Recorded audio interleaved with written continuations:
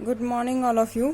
तो आज हम नया चैप्टर पढ़ने वाले हैं, दैट इज चैप्टर नंबर 2 विलियन सॉल्यूशन। विलियन को इंग्लिश में क्या कहते हैं? सॉल्यूशन। तो विलियन होता क्या है बच्चों? देखो, सिंपल सी बात से समझ लो।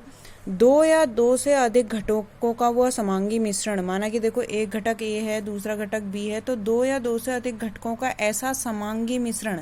समांगी मिश्रण मतलब ये दोनों चीजें एक दूसरे में ऐसे घुल जाएं कि आप अगर टेक्निक का यूज करो, जैसे कौन सी टेक्निक, छानने की टेक्निक या सेंट्रीफ्यूगेशन एक टेक्निक होती है दो चीजों को अलग करने की, तो उन विधियों से फिर आप उनको अलग ना कर पाओ, तो ऐसा मिश्रण विलियन कहलाता है। ठीक है, तो दो या दो से अधिक घटकों का ऐसा समांगी मिश्रण जिसे अलग करना कठिन हो और जो अपनी खुद की आइडेंटिटी भी खो दें, जब वो विलियन बन जाए तो अपनी आइडेंटिटी भी खो दें, तो ऐसा मिश्रण विलियन कहलाता है। ठीक है, जैसे कि आप नमक और पानी को घोलते हो, तो नमक जब घुल जाता है फिर वो नमक कहाँ रह जाता है, और पानी भी पानी कहाँ रह जाता है, दोनों का समांगी मिश्रण बन जाता है ना, वो तो विलियन कहलाता है। ठीक है, लेकिन याद रखना, जब भी ये हम समांगी विलियन मिश्रण बनाते हैं तो वो जो दो घटक हैं उनके आपस में रिएक्शन नहीं होनी चाहिए। रिएक्शन करके थर्ड कोई प्रोडक्ट नहीं बनना चाहिए। रिएक्शन का मतलब समझते हैं ना, जब दो चीजें आपस में रिएक्ट करती हैं और कोई थर्ड चीज बना देती हैं, तीसरी चीज बनाती हैं, तो उसको रिएक्शन कहते हैं। तो रिएक्शन नहीं करना है उन्होंने आपस में।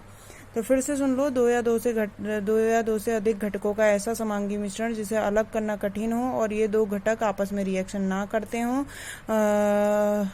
ऐसा समांगी मिश्रण विलियन कहलाता है। ठीक है, फिर यहाँ पर डेफिनेशन भी लिख रखी है कि यह दो या दो से अधिक अभिक्रिया न करने वाले पदार्थों का समांगी मिश्रण जिनका संगठन निश्चित सीमा में बदला जा सके, ऐसा मिश्रण विलयन कहलाता है। तो विलयन दो घटकों से मिलकर बना होता है, एक होता है विलेय और दूसरा विलायक।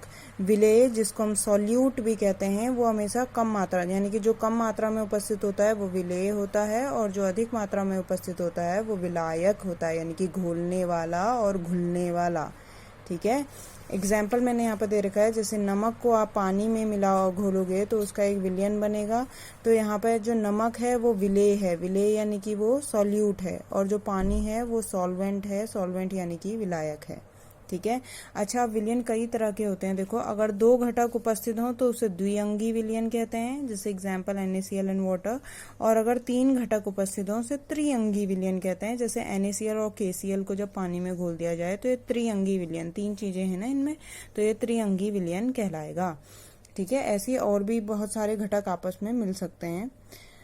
अब होता क्या है, देखो, अब हम कहेंगे कि विलयन में जब हम विलयन बना रहे होते हैं तो पदार्थ की कौन सी अवस्था को आप लिख सकते हैं? पदार्थ की, यहाँ पर हम मेनली ठोस, द्रव और गैस अवस्था की बात कर रहे हैं, तो कौन सी अवस्था को लेके आप विलयन बना सकते हैं?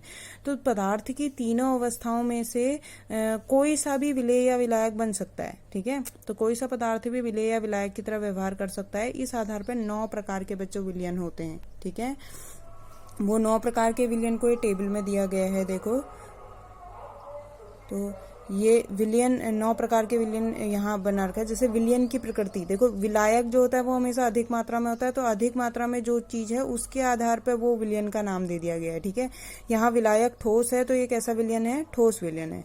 अब ठोस में आप विलेय में क्या ले सकते हो? तीनों अवस्थाएं ले सकते हो। ठोस में गैस भी ले सकते हो, ठोस में द्रव भी ले सकते हो, और ठोस में ठोस भी, यानी कि आपने ठोस में क्या घोलना है? गैस घोलनी है। तो ऐसा कब होता है? जब हम जैसे रिएक्शन में हम बहुत सारे कैटलिस्ट नहीं यूज करते हैं, उसको एज अ कैटलिस्ट, उत्प्रेरक की तरह यूज करते हैं रिएक्शन कराने के लिए, तो वही इसका एग्जाम्पल हो गया कि धातु पृष्ठों पर अवशोषित गैसें, बहुत सारी रिएक्शन जो गैसों की रिएक्शन करनी होती है उसके लिए कैटलिस्ट की तरह धातुओं का यूज किया जाता है, और वो धातु की सतह पर रिएक्शन हो रही होती है। तो पहले धातु की सतह पर वो गैसें क्या होती हैं? अवशोषित होती हैं। ठीक है, ये उदाहरण हो गया। ठोस में आपको द्रव को घोलना है, कोई ठोस है, द्रव को घोलेंगे, यानी कि द्रव कम मात्रा में होगा।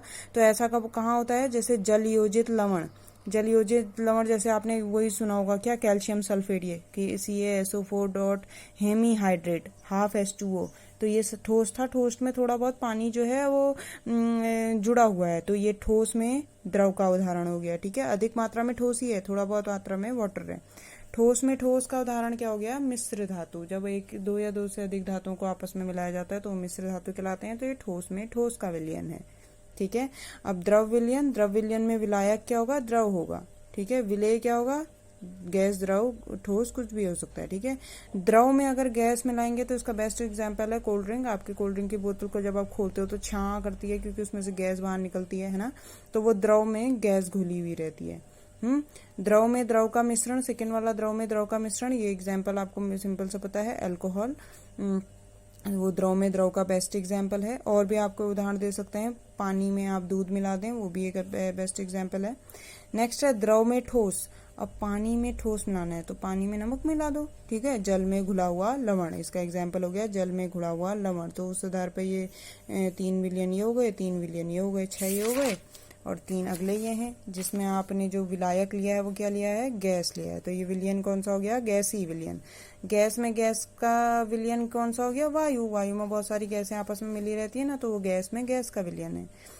अब विलियन कैसे हुआ, क्योंकि कुछ गैसें अधिक मात्रा में होंगी, कुछ गैसें कम मात्रा में होंगी, है ना।